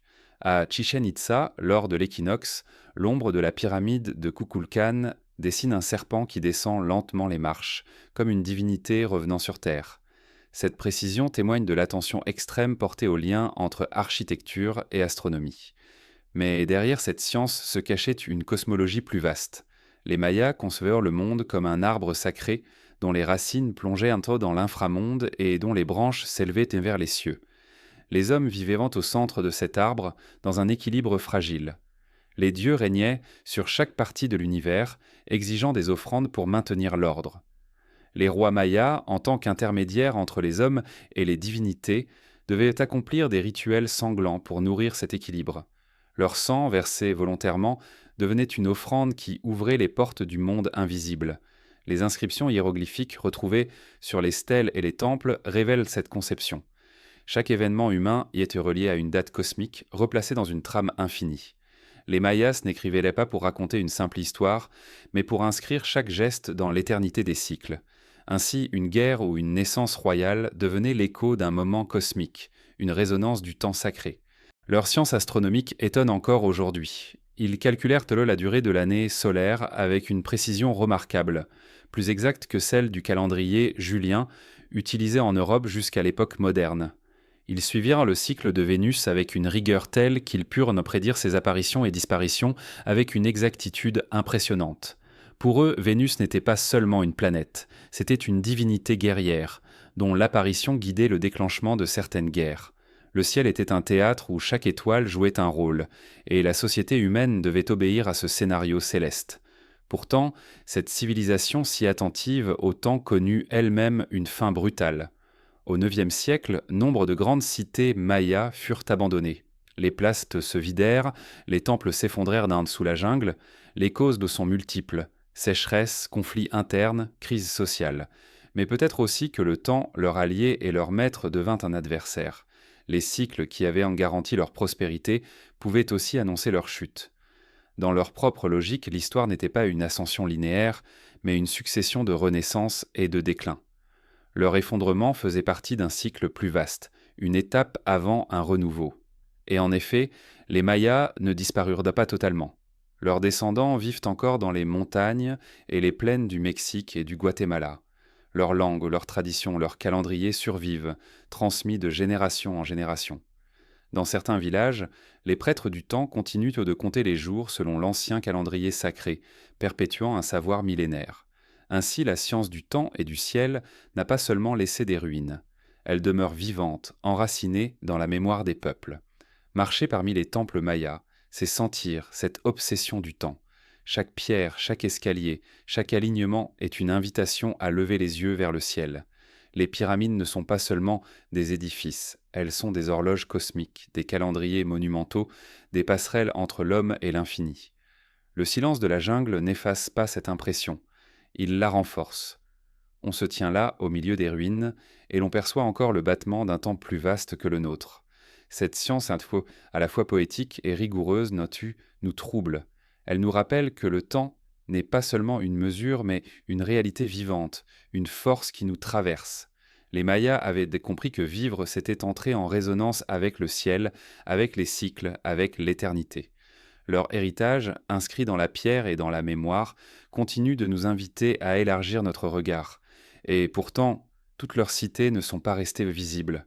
Certaines furent englouties non seulement par la jungle, mais par l'eau elle-même. Dans les profondeurs du Yucatan, des ruines submergées attendent encore, gardées par le silence des cavernes et des lacs sacrés. Elles prolongent le mystère des Mayas et des peuples anciens, rappelant que le temps n'efface jamais totalement, mais recouvre, déplace, transforme. Ce sera notre prochaine halte, les ruines noyées du Yucatan où la mémoire dort dans les eaux obscures. Sous les terres calcaires de la péninsule du Yucatan, Là où la jungle dense s'étend à perte de vue, s'ouvrent des gouffres d'eau d'une beauté étrange. Ces cavités, appelées cénotes, sont des portes vers les profondeurs de la terre. Pour les anciens Mayas, elles n'étaient pas de simples sources d'eau, mais des passages vers l'inframonde, des lieux où les dieux recevaient à emploi les offrandes et où les morts sont trouvés le chemin du monde invisible. Dans ces eaux calmes et obscures, des ruines reposent encore, englouties, préservées par le silence liquide. Elles témoignent d'un passé qui n'a pas disparu, mais qui dort sous la surface. Le Yucatan est une terre sans rivière visible. L'eau circule en souterrain à travers un immense réseau de cavernes. Les cénotes étaient donc essentielles à la survie des peuples, mais leur fonction dépassait la simple utilité. Ils étaient entités sacrés, considérés comme des points de contact avec les dieux. Le cénote de Chichén Itzá, connu sous le nom de cénote sacré, fut pendant des siècles un lieu d'offrande. Les fouilles ont révélé au fond de ces eaux des objets de jade, d'or, de céramique, mais aussi des ossements humains. Ces dépôts de rituels, loin d'être anecdotiques, montrent que les Mayas concevaient la relation avec le divin comme un échange. Ils donnaient pour recevoir, la vie pour la pluie, le sang pour la fertilité, les richesses pour l'équilibre cosmique. Au-delà de ces offrandes, certains cénotes recèlent possèdent des structures architecturales englouties. Les archéologues ont découvert des escaliers menant directement à l'eau, des plateformes et parfois même des fragments de constructions immergés. Ces vestiges suggèrent que certaines cérémonies se déroulaient au bord ou dans le cœur même de ces cavités.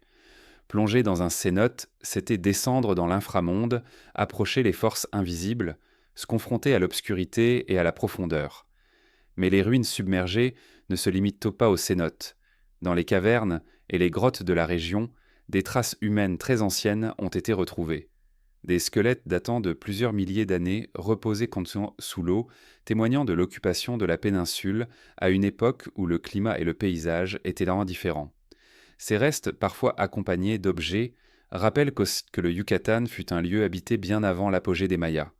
Ainsi, l'eau conserve non seulement les secrets des rituels, mais aussi ceux des origines humaines sur ce territoire. Les eaux obscures révèlent aussi une dimension mythologique. Les Mayas croyiront que l'inframonde, appelé Xibalba, s'ouvrait sous leurs pieds. Les cénotes et les grottes étant les portails de ce royaume souterrain. Dans certaines cavités, des peintures murales et des sculptures montrent des divinités liées à la pluie, à la mort, aux serpents et aux jaguars. Ces lieux n'étaient pas seulement des sanctuaires, ils étaient sans des microcosmes, des représentations du monde où les hommes pouvaient rencontrer les dieux. Descendre dans une grotte ou un cénote, c'était entrer dans un récit sacré, traverser symboliquement les étapes de la mort et de la renaissance. L'exploration moderne de ces ruines englouties ajoute encore au mystère. Les plongeurs qui s'aventurent dans ces eaux décrivent une atmosphère irréelle. Les rayons de lumière filtrant par les ouvertures, les stalactites et stalagmites immergés, les ombres mouvantes créées par les particules en suspension. Tout y semble suspendu, hors du temps. Trouver une poterie intacte, un ossement ou une sculpture au fond de l'eau, c'est toucher directement à un passé figé, conservé par l'absence d'oxygène et de lumière. Dans ces profondeurs, le temps ne s'écoule pas de la même manière. Ce qui frappe, c'est l'idée que ces ruines submergées ne sont pas des accidents. Elles furent choisies, créées, utilisées dans un but précis. Les Mayas ne se contentaient pas de bâtir des cités à ciel ouvert. Ils façonnaient aussi des espaces rituels invisibles, enfouis, destinés aux dieux plus qu'aux hommes. Ces sanctuaires cachés, dissimulés sous la terre et l'eau, montrent une conception du sacré qui ne se limite pas à ce qui est visible. L'invisible, l'obscur, l'inaccessible faisaient des parties intégrantes de leur rapport au monde. Les ruines submergées du Yucatan posent aussi une question plus vaste. Combien de sites anciens dorment encore sous l'eau, oubliés par l'archéologie ? Car au-delà des cénotes, les côtes de la péninsule révèlent elles aussi des vestiges engloutis. La montée des eaux, au fil des millénaires, a recouvert des zones qui furent autrefois habitées. Les archéologues marins ont identifié des structures, des routes, des fragments de villages aujourd'hui invisibles depuis la surface. Ces découvertes rappellent que le paysage que nous voyons n'est qu'une image actuelle, mais qu'il existe d'autres visages enfouis sous les flots. L'eau dans la pensée maya n'est pas seulement source de vie, elle est aussi un seuil, elle sépare et unit les mondes. Les offrandes jetées dans les cénotes n'étaient pas perdues, elles voyageaient, portées vers l'invisible. Les ruines submergées, elles aussi, participent de cette logique. Elles sont à la fois cachées et présentes, effacées et préservées, comme si leur destinée était de rester en suspens, entre mémoire et oubli. Marcher aujourd'hui sur les rives d'un cénote, c'est entendre le bruissement des feuilles et le cri des oiseaux. Mais c'est aussi sentir la profondeur qui s'ouvre sous ses pieds. L'eau sombre reflète le ciel, mais cache un monde silencieux, plein de fragments de vies anciennes.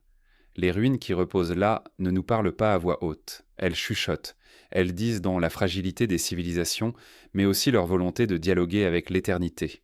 Le Yucatan est un territoire de contraste. Ces cités, comme Chichen Itza ou Uxmal, se dressent envers le ciel, mais ces cénotes plongent vers l'inframonde. Entre ces deux pôles, les Mayas ont bâti une civilisation obsédée par l'équilibre.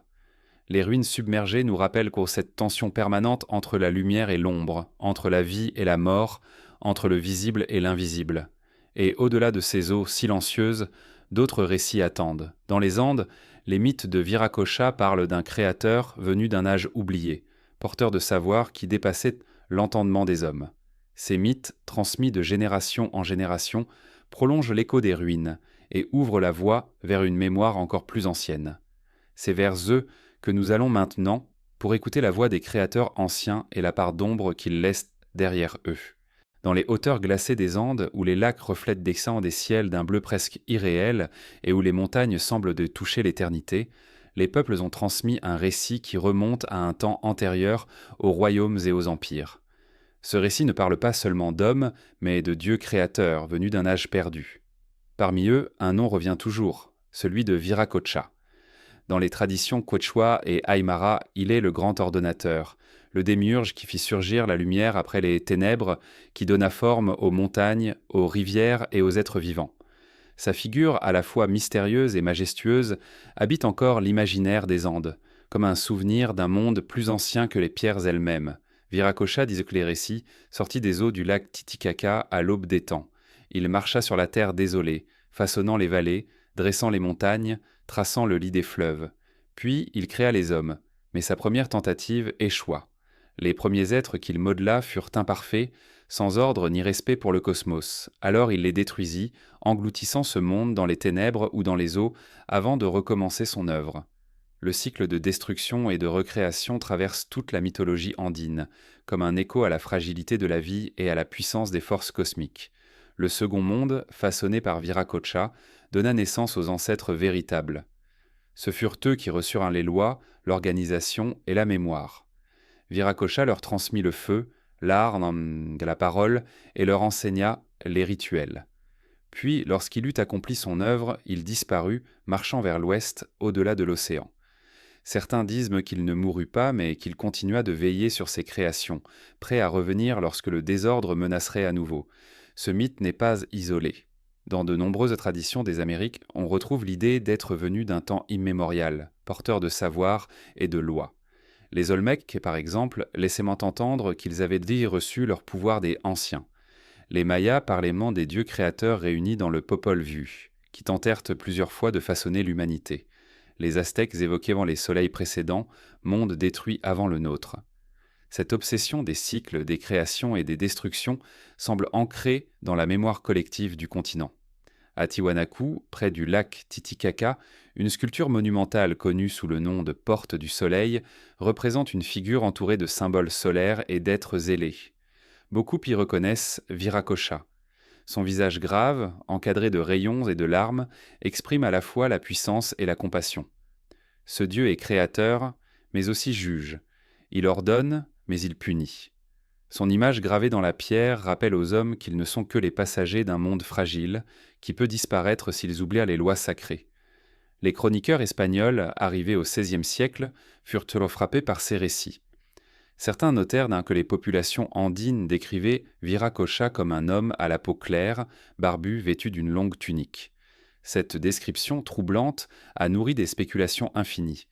Était-ce une projection des indigènes pour expliquer la venue des conquistadors ? Était-ce un souvenir déformé d'anciens contacts, ou bien une simple interprétation des chroniqueurs eux-mêmes, soucieux d'inscrire le mythe dans leurs propres repères ? Quoi qu'il en soit, cette image contribua à envelopper Viracocha d'une aura encore plus énigmatique. Mais au-delà des débats, ce qui demeure, c'est l'idée que les peuples andins se percevaient comme héritiers d'un ordre venu d'ailleurs, d'un âge où les dieux marchaient encore parmi les hommes. Viracocha n'était pas seulement un créateur lointain, il était une présence inscrite dans les montagnes, dans les lacs, dans les cycles du temps. Sa disparition n'était pas une absence, mais un retrait, un silence qui invitait à la vigilance. Le mythe de Viracocha révèle une vision du monde où rien n'est sans jamais acquis. Les civilisations naissent, atteignent leur apogée, puis s'effondrent, emportées par les forces du cosmos. Mais chaque chute n'est pas une fin définitive, c'est le prélude à une renaissance. Les cycles du temps, dans les Andes comme ailleurs en Amérique, inscrivent l'histoire humaine dans un rythme qui dépasse l'individu et même les empires. Les peuples savaient que leur monde n'était qu'une étape, fragile et provisoire. Cette conscience imprègne encore les ruines andines. À Tiwanaku, à Sacsayhuaman, à Machu Picchu, les pierres colossales semblent rappeler ce lien entre l'homme et l'éternité. Les blocs parfaitement ajustés, les temples orientés vers les solstices, les sculptures représentant des divinités hybrides ne sont pas de simples prouesses techniques. Ils sont des rappels, des balises laissées pour que l'humanité n'oublie pas d'où elle vient et vers quoi elle tend. Les mythes de Viracocha et des créateurs anciens se reflètent dans chaque édifice. Derrière la main des bâtisseurs se tient toujours la mémoire d'un ordre plus vaste. Ce qui touche dans ces récits, c'est leur tonalité de perte et de nostalgie. Les peuples des Andes se savaient les héritiers d'un âge plus grand, aujourd'hui disparu. Leur présent était toujours hanté par l'idée d'un passé meilleur, d'une harmonie originelle rompue. Viracocha, en créant puis en détruisant, avait montré que tout ce qui existe peut disparaître. Cette conscience explique peut-être la gravité qui imprègne leur art, leur architecture, leurs rituels. Tout est solennel, tout est fragile, tout peut basculer. Aujourd'hui encore, dans les communautés andines, le souvenir de Viracocha n'a pas totalement disparu. Dans certaines prières, dans certains récits transmis oralement, son nom survit, mêlé aux traditions chrétiennes imposées par la colonisation. Ce syncrétisme ne l'efface pas, il le transforme, comme si la mémoire des créateurs anciens refusait de se taire.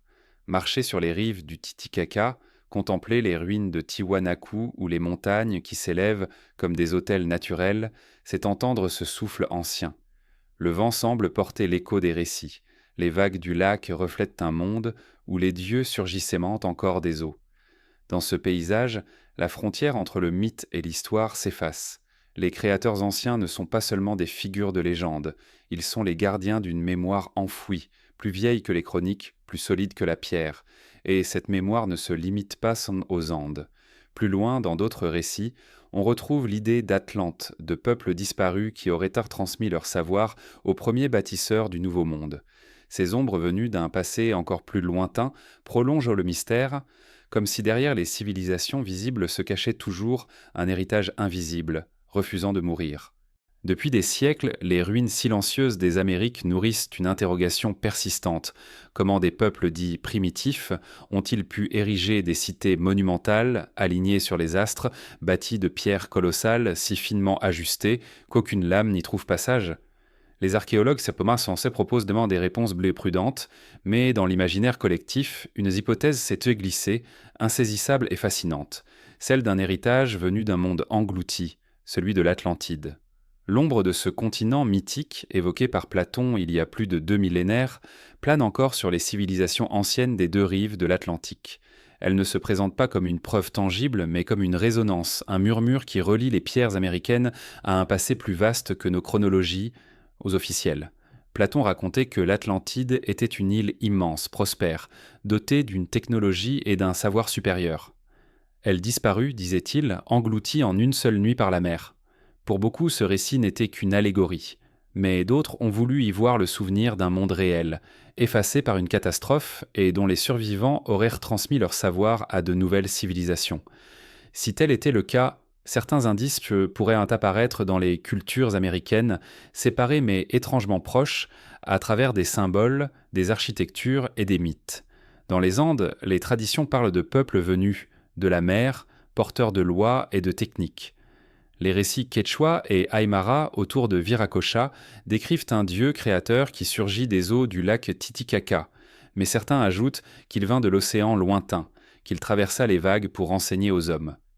Plus au nord, chez les Mayas, les récits du Popol Vuh évoquent également des cycles de mondes détruits et recréés, comme si l'histoire humaine avait déjà connu plusieurs fins. Cette idée de mondes engloutis, de civilisations disparues, rejoint étrangement le récit platonicien. Certains chercheurs ont noté des ressemblances troublantes entre les architectures des deux côtés de l'océan. Les pyramides à degrés, présentes en Égypte comme au Mexique, sont souvent citées comme exemples. Mais plus frappantes encore sont les similitudes de symboles. Le serpent à plumes des Mayas et des Aztèques, maîtres des cycles et de la régénération, rappelle certaines figures mythologiques de l'Ancien Monde. Bien sûr, ces parallèles peuvent naître de coïncidences ou de convergences culturelles indépendantes, mais pour d'autres, ils trahissent une mémoire commune, héritée d'un peuple oublié. Les grandes pierres de Pumapanku à Tiwanaku accentuent encore cette impression. Leur taille, leur précision, leur disposition inachevée évoquent une connaissance perdue, comme si un chantier titanesque avait été interrompu par une catastrophe, laissant les blocs dispersés dans le silence du plateau. Pour certains, ces vestiges seraient les échos d'une tradition venue d'ailleurs, transmise par les survivants d'un monde englouti. Au Mexique, les Aztèques eux-mêmes regardaient Teotihuacan comme l'œuvre de ceux qui vinrent avant. Ils ne revendiquaient non pas la cité comme leur création, mais comme l'héritage d'êtres divins ou d'ancêtres inconnus. Le fait que tant de civilisations considèrent leurs propres monuments comme antérieurs à elles-mêmes nourrit l'idée qu'un héritage plus ancien, invisible, circulait dans le temps. L'Atlantide n'est pas seulement un mythe de destruction, c'est aussi une histoire de transmission. Si un tel monde avait existé, ses survivants auraient apporté avec eux des savoirs essentiels, l'astronomie, l'art de tailler et d'assembler la pierre, la connaissance des cycles du temps. En Amérique, ces savoirs apparaissent souvent dès l'origine des grandes civilisations, sans progression visible. Caral, Teotihuacan, les Olmecs, les Mayas, Tiwanaku, tous semblent surgir déjà accomplis, comme si la graine avait été plantée par une mémoire antérieure. Bien sûr, l'hypothèse atlante ne repose pas sur des preuves irréfutables. Elle appartient davantage au domaine du symbole qu'à celui de l'histoire. Mais les symboles ont leur propre vérité. Ils révèlent fort les intuitions profondes des peuples, leur sentiment d'être les héritiers d'un âge perdu. Les mythes d'engloutissement et de renaissance, si fréquents en Amérique comme ailleurs, traduisent cette conscience que l'humanité vit dans des cycles, que rien n'est stable, que les civilisations peuvent s'effondrer et renaître sous d'autres formes. L'ombre des Atlantes, qu'elle soit réelle ou imaginaire, agit comme un miroir. Elle nous pousse à reconnaître que notre histoire est faite de discontinuités, de pertes et de transmissions mystérieuses. Elle souligne que ce que nous appelons progrès n'est peut-être que la réapparition de savoirs plus anciens, oubliés puis retrouvés sous d'autres noms. Les ruines américaines, dans leur grandeur silencieuse, semblent confirmer cette intuition.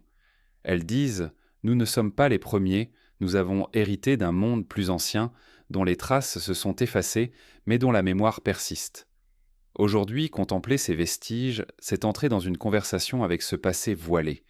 Les pierres, les mythes, les récits oraux s'unissent pour nous rappeler que nous vivons au milieu des ruines d'âges multiples. L'Atlantide, qu'elle ait existé ou non, incarne cette idée. L'existence d'un âge d'or perdu, d'un monde plus ancien que le nôtre, dont les survivants se glissent dans nos architectures et nos légendes. Et au-delà de ces ombres atlantes, les héritages invisibles continuent. Les peuples d'Amérique, malgré les destructions, les conquêtes et les oublis, ont conservé des fragments de ce passé. Dans les chants, les rituels, les alignements de pierres, une continuité secrète subsiste, comme un fil tendu entre les mondes engloutis et notre présent. C'est vers ce dernier héritage, discret mais indestructible, que se tourne désormais notre regard. À travers les ruines qui s'élèvent dans les jungles, les montagnes et les plaines des Amériques, un sentiment persiste, celui d'une continuité qui ne s'interrompt jamais totalement. Les pierres se brisent, les cités s'effondrent, les peuples disparaissent ou se transforment, mais une trame souterraine demeure, invisible et tenace. C'est elle qui relie Caral aux Mayas, les Olmecs aux Incas, Tiwanaku aux traditions actuelles. Cet héritage ne se mesure pas seulement dans les vestiges archéologiques, mais dans les chants, les rituels, les gestes quotidiens, dans cette mémoire transmise par les voix et les symboles, plus résistante parfois que la pierre elle-même. L'oubli n'est jamais total. Ce que l'on croit perdu continue de circuler dans les profondeurs de la mémoire collective. Lorsque les chroniqueurs espagnols consignèrent dès que les mythes andins et mésoaméricains, ils furent surpris de la précision des récits, de leur cohérence et de leur ancienneté. Ces histoires ne survivront pas par hasard. Elles étaient pour des réservoirs de savoir, des archives vivantes que les peuples se transmettaient avec soin. Les dieux créateurs, les mondes détruits, les cycles cosmiques n'étaient pas de simples contes, mais des manières de préserver une compréhension du monde que ni la conquête ni la destruction n'avaient réussi à effacer. Les héritages invisibles se trouvent aussi dans les paysages. Les montagnes sacrées, les sources, les cavernes, les cénotes sont encore vénérées par les descendants des civilisations anciennes. Leurs noms changent, les rites se modifient, mais la relation demeure. Les peuples actuels, qu'ils soient quechua, mayas ou zapotèques, gardent un rapport intime avec ces lieux, comme si la terre elle-même portait la mémoire de ceux qui l'ont habitée. Les ruines ne sont pas des reliques mortes, elles sont des points de contact où l'ancien et le présent se rejoignent, où la continuité secrète se manifeste encore. On retrouve cette persistance jusque dans les gestes agricoles. Les techniques inventées par les anciens, adaptées aux climats extrêmes, sont encore utilisées. Les champs en terrasse des Andes, les canaux d'irrigation, les méthodes de culture résistent au temps. Elles témoignent d'une intelligence écologique qui a traversé les siècles. Ces pratiques sont des héritages invisibles. On les utilise sans toujours se souvenir de leur origine, mais elles gardent vivante la mémoire des civilisations disparues. Il y a aussi les langues porteuses de vision du monde. Le quechua, l'aymara, les nombreuses langues mayas continuent d'être parlées malgré les siècles de colonisation et de marginalisation. Dans leurs mots, dans leurs tournures, survivent des manières anciennes de percevoir la réalité.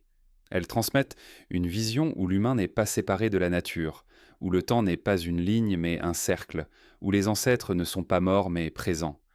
Chaque langue est un fil de cette continuité secrète, fragile mais indestructible. L'héritage se manifeste aussi dans les fêtes et les rituels.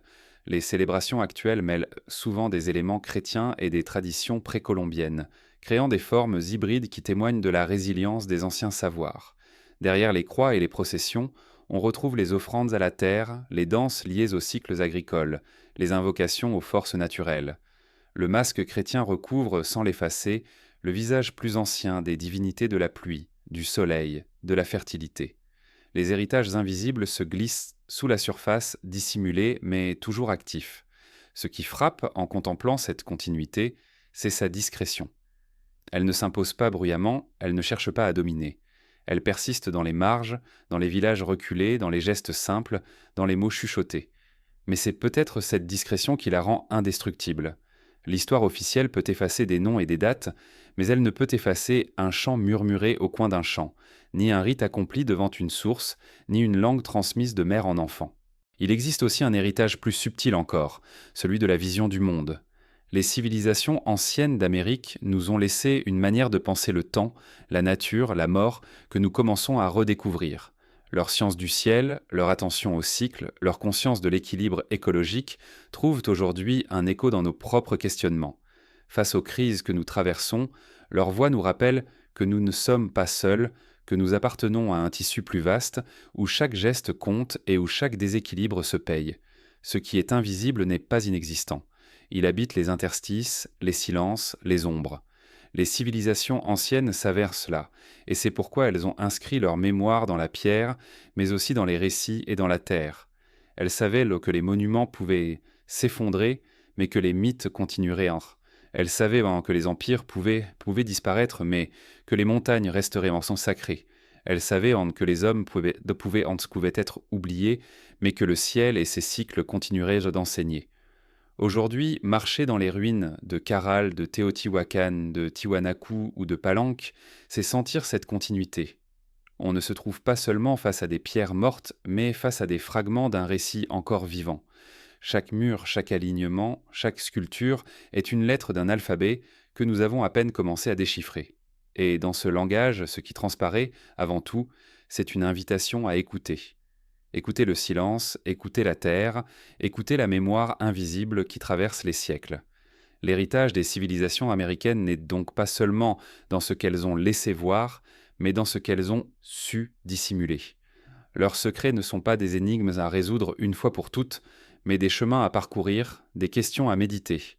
Leur continuité secrète est une manière de nous rappeler que le passé ne meurt jamais, qu'il se transforme et se déplace, mais qu'il demeure toujours présent, comme une ombre qui accompagne nos pas. Et peut-être est-ce là la plus grande leçon de ces mondes anciens, accepter que nous vivons dans le sillage de civilisations qui ont su dialoguer avec l'invisible. Accepter que notre histoire est tissée de pertes et de renaissances, de destruction et de transmission.